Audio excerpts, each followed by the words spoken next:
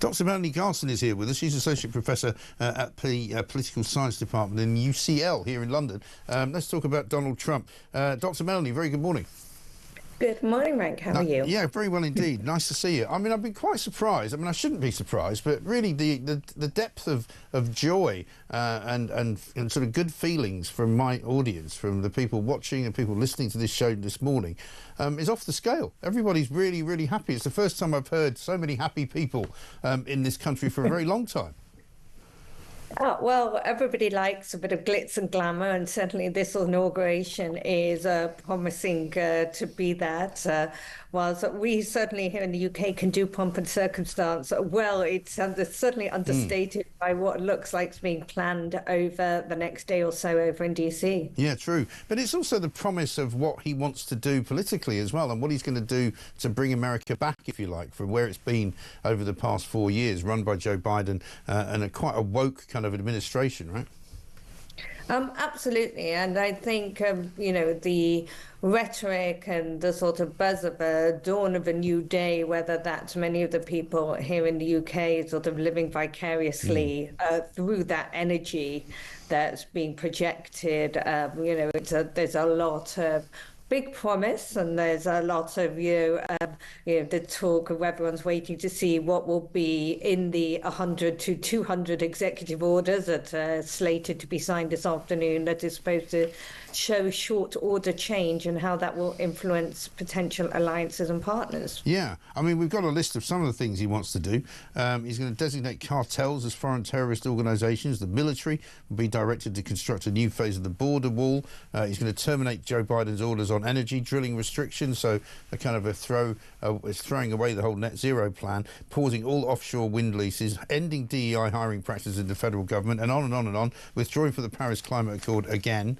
And of course, one of the things that he's got with him now is a much more confident presidential team, hasn't he? Because when he first got in 2016, he didn't really know the ropes, he didn't really know the swamp that well, as he called it. Whereas now, I think he's a more mature politician, I think.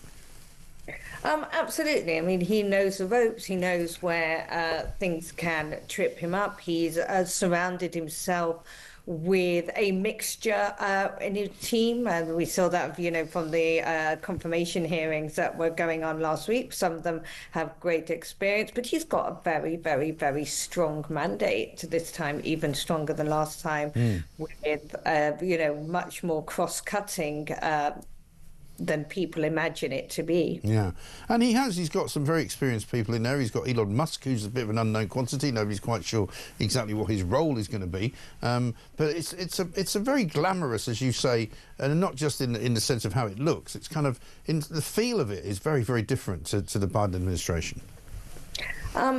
Absolutely. I mean, although, you know, the Biden administration did have committees that worked with private partnerships, I think that, you know, however, it's certainly not altruistic, maybe not necessarily,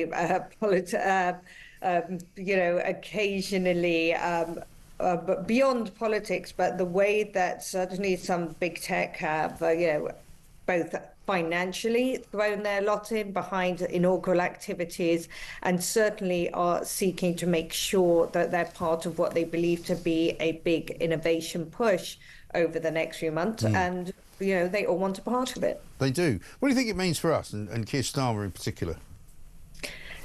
Well, you know, the elusive deal that the UK and has been seeking with the US will become even more important, particularly with, you know, to see where they perceive the UK to land on this tariff scale that may come in. You know, Donald Trump, President Trump, has made no promises of preference to any particular nation above others, and you know, Keir Starmer and David Lammy in particular sort of have had to roll back on some pretty harsh statements, and there'll be some diplomatic catching up to do. Yeah, well, certainly after Sadiq Khan at the weekend declared, you know, the rise of fascism and the far right taking over the world, and how we have to be all careful about it. I mean, even he's been slapped down by the cabinet. Absolutely. And, this is going to be the leader. It's a strong leader, strong mandate. And the UK is going to have to, work within the framework, certainly on a larger level, whether that goes into funding into NATO, into looking at our own defence establishment. And it should be a real call for the UK to actually critically look at where its vision is for itself in the world, how we've got, defence industrial review, industrial, strategy review, to really look at how that works to meet the UK's interests. Yes, it's going to be interesting to see how the US treats the UK government, I guess, in the next coming days. We shall see. Good to talk to you. Dr. Melanie Garson there, Associate Professor of Political Science at UCL, right here in London.